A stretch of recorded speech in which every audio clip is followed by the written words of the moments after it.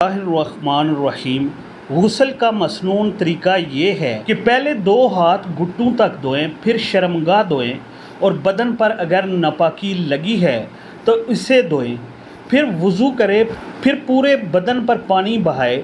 غسل کرنے والا چاہے جنبی ہو یا غیر جنبی، دونوں کے لیے یہی طریقہ ہے۔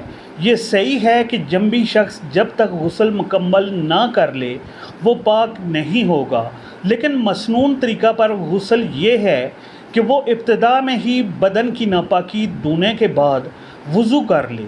غسل کا مسنون طریقہ مختصر یہ ہے کہ اولا ہاتھ اور شرمگاہ دھوئے، پھر پورا وضو کرے، اسی درمیان منہ اور ناک میں اچھی طرح پانی ڈالے، اس کے بعد پورے بدن پر پانی بہائے، اور بہتر ہے کہ اولا دائیں کندھے پر، اس کے بعد بائیں کندھے پر، اور پھر سر پر پانی ڈالے اور بدن کو رگڑ کر دھوئے۔